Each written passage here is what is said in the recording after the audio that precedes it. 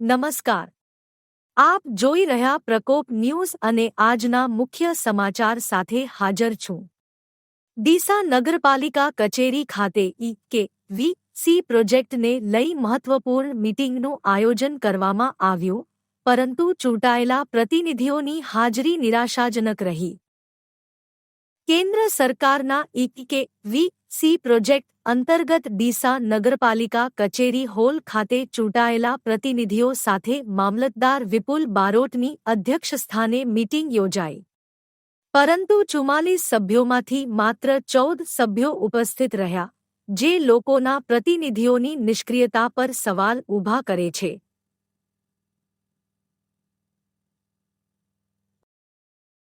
સરકાર દ્વારા શરૂ કરાયેલ ઈ.કે.વી.સી. પ્રોજેક્ટ ગુજરાતભરમાં પૂરજોશમાં ચાલી રહ્યું છે. આજરોજ ડીસા નગરપાલિકા કચેરી ખાતે ઈ.કે.વી.સી. પ્રોજેક્ટની કામગીરી અંગે મીટિંગ યોજાઈ. ડીસા નગરપાલિકાના 44 સભ્યોમાંથી માત્ર 14 સભ્યો હાજર રહ્યા, જે ચિંતા ઉદ્ભવતી છે કે લોકોના ચૂંટેલા પ્રતિનિધિઓની આ પ્રોજેક્ટ પ્રત્યેની ભાંજકતા કેટલી ઘણી છે.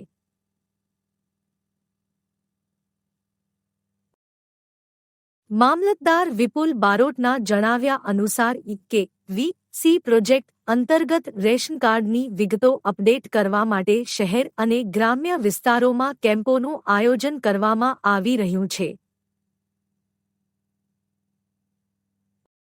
ડીસા શહેરમાં અત્યાર સુધી 32% અને ગ્રામ્ય વિસ્તારોમાં 45% કામગીરી પૂર્ણ થઈ ચૂકી છે.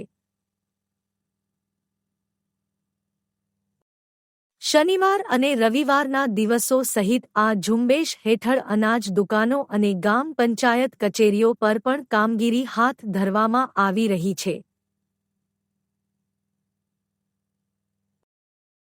મીટિંગમાં શહેરના લોકો માટે જાગૃતિ અભિયાન હાથ ધરવાના મુદ્દા પર ચર્ચા કરવામાં આવી, પરંતુ 44 સભ્યોમાંથી માત્ર 14 સભ્યોની હાજરી આ મુદ્દે મોટી ચિંતા ઉઠાવે છે.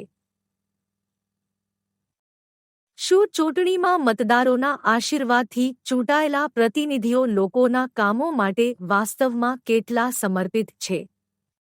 આ પ્રશ્ન હવે મતદારો માટે જાગૃતિ લાવતો સંકેત છે.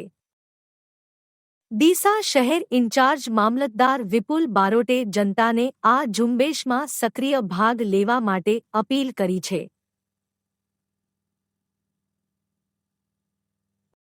ઈ.કે.વી.સી. પ્રોજેક્ટ હેઠળ રેશન કાર્ડની વિગતો ઝડપથી અપડેટ કરવામાં આવી શકે તે માટે જનતાએ નિર્ધારિત કેમ્પોમાં હાજરી આપવી અનિવાર્ય છે.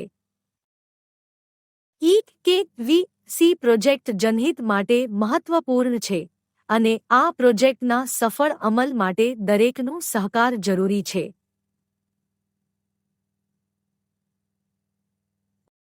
વધુ માહિતી માટે જોતા રહો પ્રકોપ ન્યૂઝ. આ સાથે હું આપની રજા લઉં છું.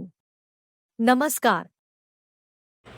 અત્યારે હાલ સરકારશ્રીના અભિગમ મુજબ રેશન કાર્ડની અંદર ઈ-કેવાયસીનું કામગીરી ચાલતી હોય, એની અંદર હું મામલતદાર સિટીનો મારો વધારાનો ચાર્જ છે અને ડીસા ગ્રામ્ય તરીકે હું ફરજ બજાવું છું. એની અંદર મારા બે જગ્યાએ ઈ-કેવાયસીની કામગીરી સરકારશ્રીના ઝુંબેશ મુજબ ગ્રામ્ય કક્ષાએ 45% કામગીરી કરવામાં આવી છે અને સિટી કક્ષાએ 32% કામગીરી કરવામાં આવી છે. પણ સરકારશ્રીના અભિગમ મુજબ સમય મર્યાદાની અંદર આ કામગીરી પૂર્ણ કરવાની થતી હોય, એના કારણે ગ્રામ્ય કક્ષાએ વીસીના લોગિંગ આઈડી ક્રિએટ કરાવી અને કામગીરી કરવામાં આવે છે, અને શહેરી કક્ષાએ દુકાનદારોના ઈ-કેવાયસી કરવા માટે અને નગરપાલિકા વિસ્તારની અંદર નગરપાલિકા કચેરીની અંદર પણ ઈ-કેવાયસીનું કામગીરી ચાલુ છે. મામલતદાર કચેરીની અંદર પણ સરકારશ્રીના નિયમ મુજબ અત્યારે હાલ ઈ-કેવાયસીની કામગીરી પૂરજોશમાં ચાલી રહી છે, અને સમય મર્યાદાની અંદર આ કામગીરી પૂર્ણ કરવાનો અમારો અભિગમ છે. તાલુકાની જનતાને જણાવવામાં આવે છે કે સરકારશ્રીના ઈ-કેવાયસીનો અત્યારે હાલ પ્રોજેક્ટ ચાલુમાં હોય, એના કારણે શનિવાર અને રવિવાર જાહેર રજાના દિવસોમાં પણ ગ્રામ્ય કક્ષાની અંદર ગ્રામ પંચાયતની અંદર ઈ કેવાયસી કરવા માટે વીસી મારફતે કરવામાં આવે છે.